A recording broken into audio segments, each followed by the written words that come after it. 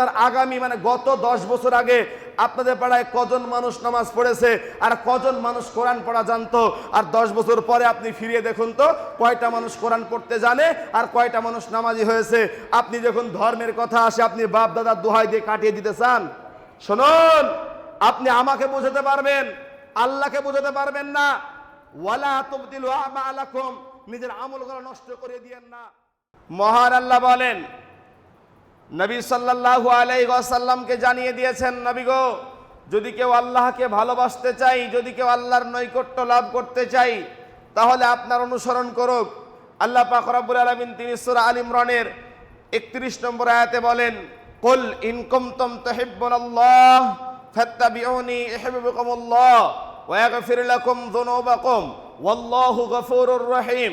হে মুহাম্মদ সাল্লাল্লাহু আলাইহি ওয়াসাল্লাম, আপনি আপনার উম্মতদেরকে জানিয়ে দেন, যদি তারা আল্লাহকে পেতে চায়, আল্লাহর ভালোবাসা অর্জন করতে চায়, ফাত্তাবিউনি ইউহিব্বুকুমুল্লাহ, তাহলে যেন আপনার অনুসরণ করে আনুগত্য করে। অতএব কেউ যদি আল্লাহর প্রিয় হতে চায়, আল্লাহর ভালোবাসা পেতে চায়, সে যেন আল্লাহর নবীকে অনুসরণ করে।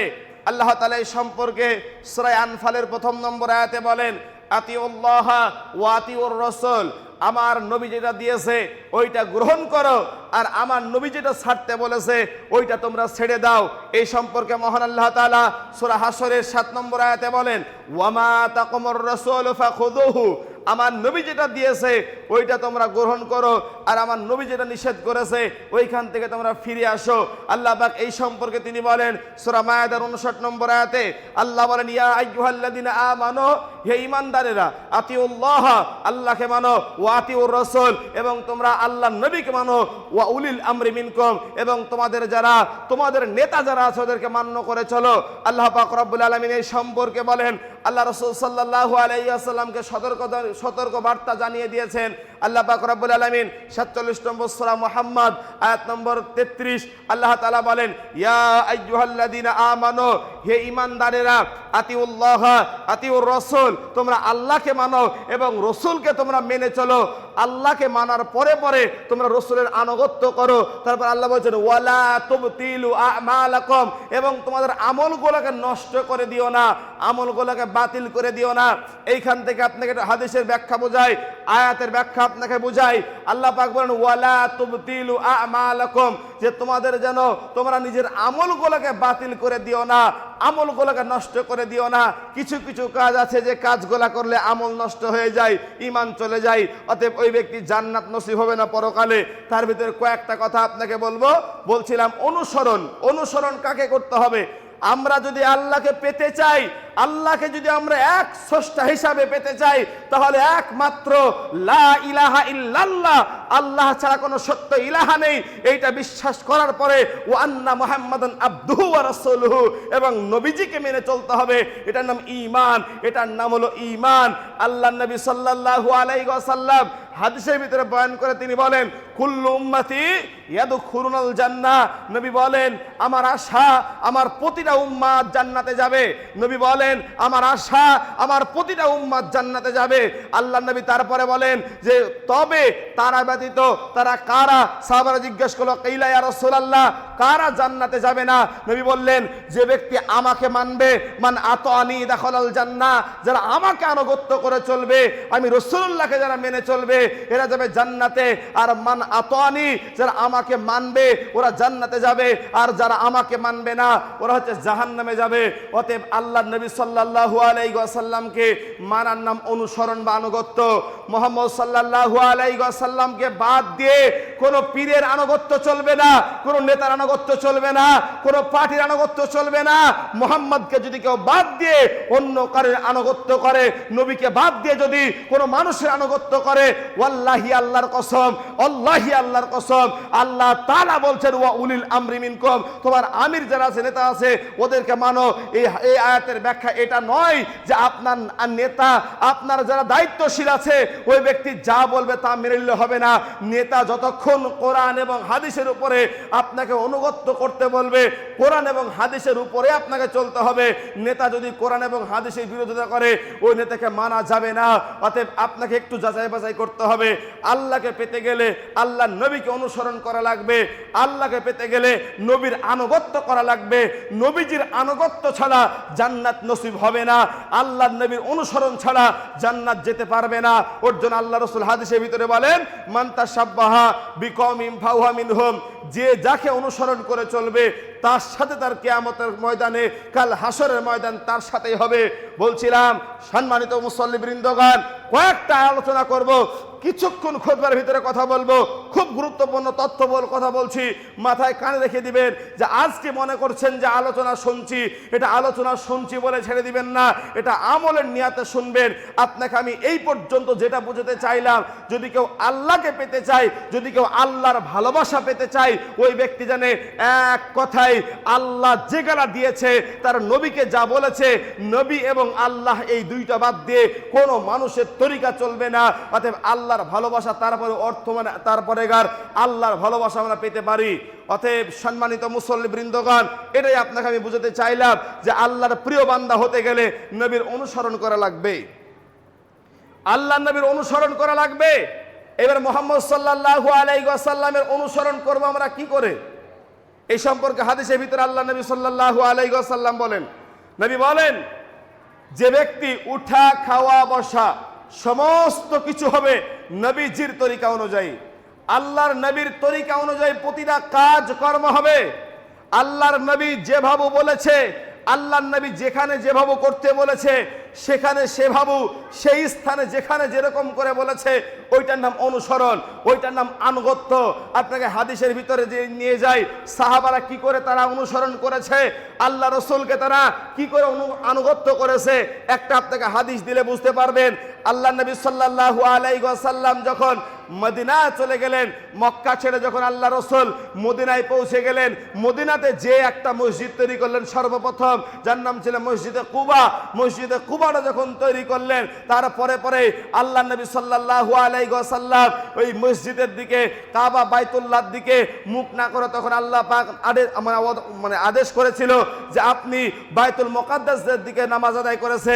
আল্লাহ রসুল দীর্ঘ 17 মাস যাবত বাইতুল মুকাদ্দাসের দিকে যখন নামাজ আদায় করতেছে, আল্লাহ নবীর মনে মনে একটা আশা যে হয়তোবা আল্লাহ যদি আমাকে বলে যে কাবার দিকে আপনি মুখ করে নামাজ আদায় করুন, সালাত আদায় করুন, এই বাক্য আল্লাহ নবী সাল্লাল্লাহু আলাইহি ওয়াসাল্লাম আল্লাহর কাছে মনে মনে চাই।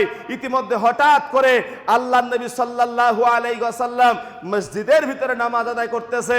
ইতিমধ্যে আল্লাহ অর্ডার করে দিয়ে বলছেন, নবী আপনি যে অন্তর থেকে বলেন আমি রব আপনার দোয়াটা কবুল করেছি, অতএব আপনি এখনই এই অবস্থায় আপনি সঙ্গে সঙ্গে কাবার দিকে মুখ করুন, বাইতুল মুকাদ্দাসের দিকে আপনার মুখ করা প্রয়োজন নেই।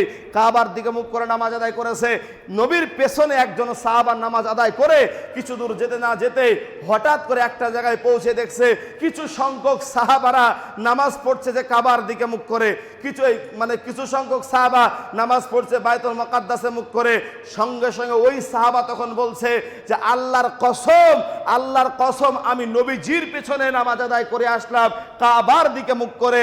এই কথা বলার সাথে সাথে সঙ্গে সঙ্গে সাহাবারা রুকু অবস্থাতেই তারা কাবার দিকে মুখ করে ফেলেছে। বলুন সুবহানাল্লাহ। এটার নাম ছিল অনুসরণ, এটার নাম ছিল আনুগত্য। তারা রুকু হালাতেই তারা কাবার দিকে মুখ করেছে।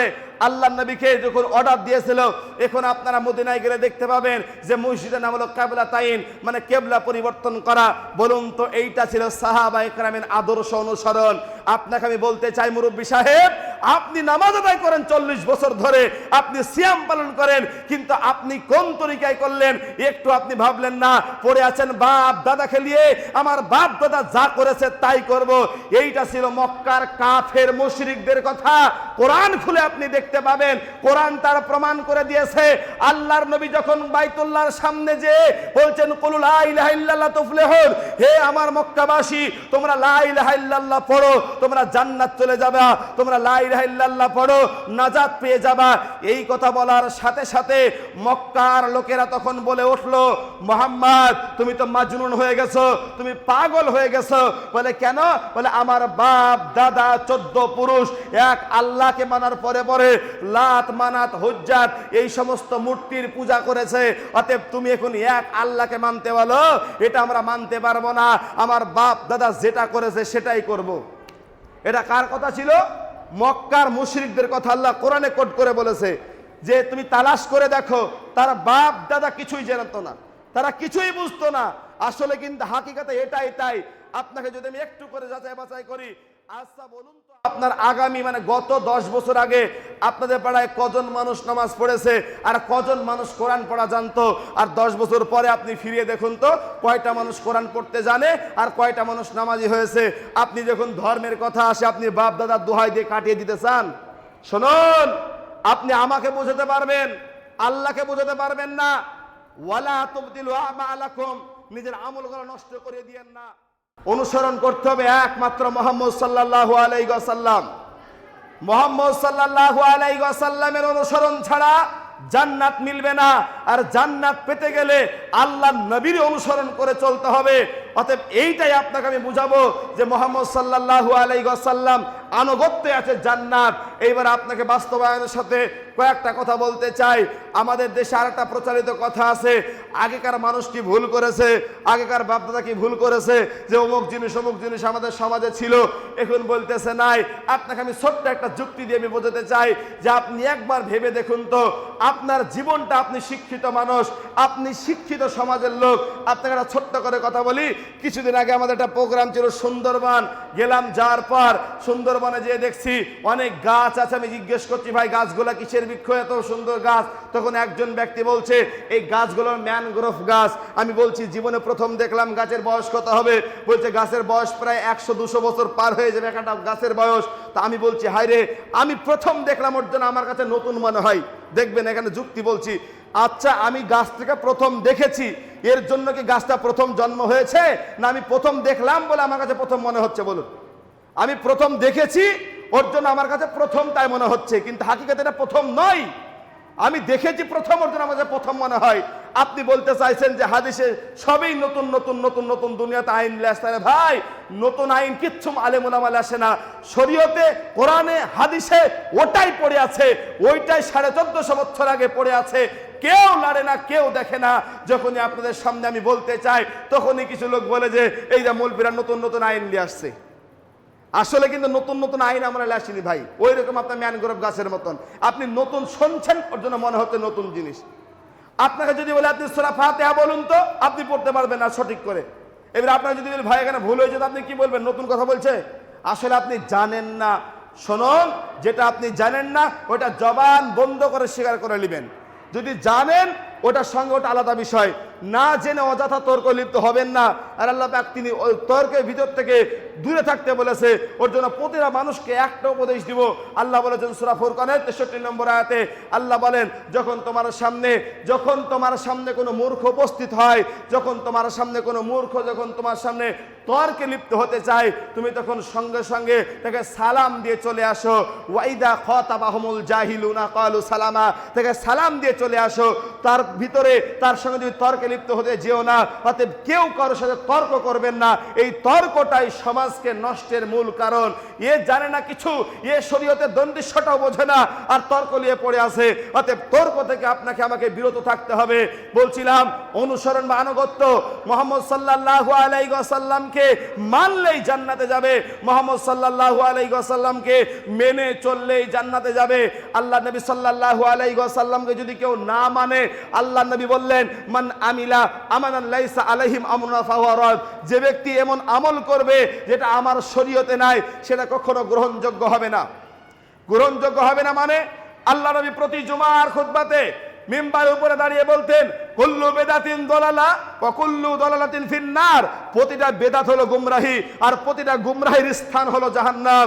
অতএব বিদআত করলে আল্লাহর নবীকে অপমান করা হয়, বিদআত করলে আল্লাহর নবীকে অপমান করা হয়। বিদআত থেকে সাবধান থাকবেন, নবীর অনুসরণ থেকে নবীজির অনুসরণ করবেন, আর নবীর অনুসরণ বাদ দিয়ে হবে বিদআত। অতএব বিদআতকারীর ভয়াবহ পরিণতি। একটা কথা আপনাকে বলি, খুতবা শেষের দিকে যাব। আল্লাহ নবী সাল্লাল্লাহু আলাইহি ওয়াসাল্লাম তিনি বলেছেন যারা দুনিয়াতে বিদআত করে এর আমল কবুল হয় না।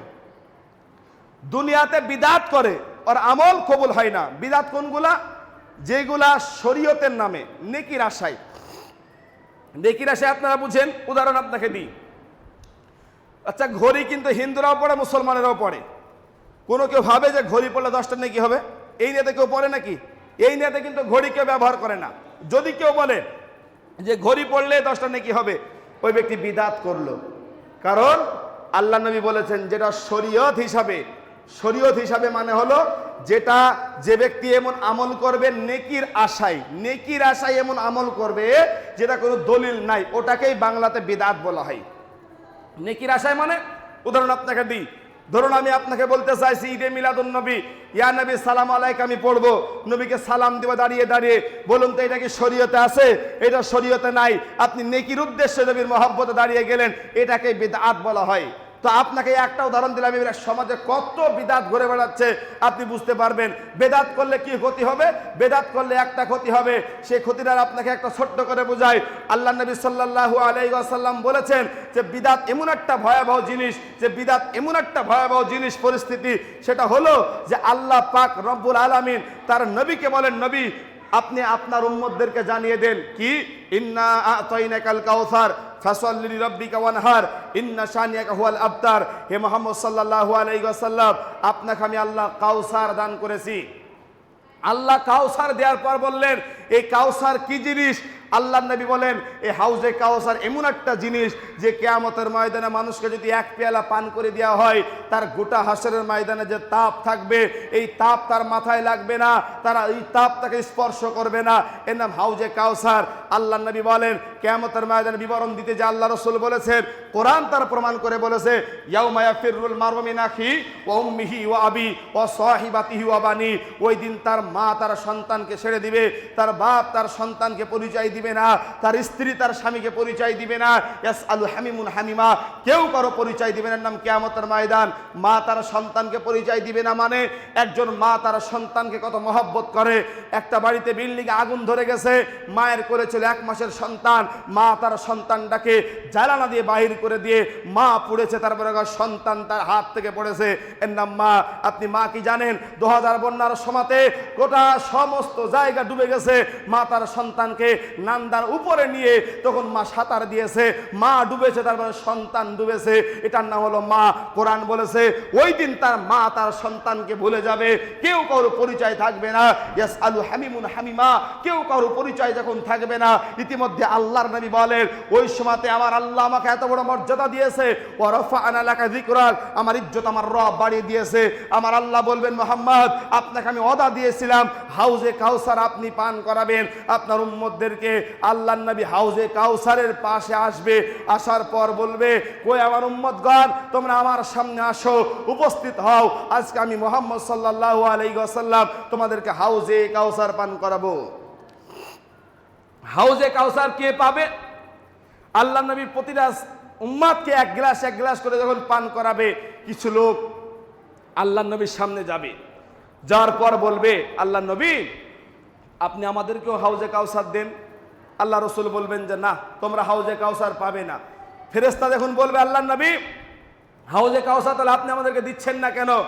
আল্লাহ নবী তখন ফেরেশতারা বলবেন আল্লাহ রসুল এই ব্যক্তিগুলাকে যে টুপি আছে, দাঁড়িয়ে আছে, নামাজি মনে হচ্ছে, কিন্তু আসলে তারা নামাজ পড়েছিল বটে, কিন্তু আপনার নামাজের ভিতরে বেদাত এরা চালু করেছিল, দুনিয়াতে বেদাতি আমল করেছিল। আল্লাহ রসুল বলবে না যে আল্লাহ মাফ করে দাও, এই কথা বলবে না। আল্লাহ রসুল বলবেন সুহুকান গায়রি, দূর হয়ে যাও সামনে থেকে, তোমার মতন পাপিষ্ট লোককে আমি হাউজে কাউসার পান করাবো না। এটা হলো বেদাতকারীর ভয়াবহ পরিস্থিতি। আল্লাহ নবীকে আনুগত্য করে জান্নাত পাবেন, শিরিকবিহীন আমল করবেন, বেদাতবিহীন আমল করবেন। যদি আমলটাও কম হয় আল্লাহ পাক আমাদেরকে জান্নাত নসিব করবে। অতএব আমি সেই রবের কাছে দোয়া করে আল্লাহ পাক রব্বুল আলামিন আমাদেরকে যেন সেই মুহাম্মদ সাল্লাল্লাহু আলাইহি ওয়াসাল্লামের আনুগত্য করে একনিষ্ঠ বান্দা হতে পারে। সকলে জবান করুন আল্লাহুম্মা আমিন।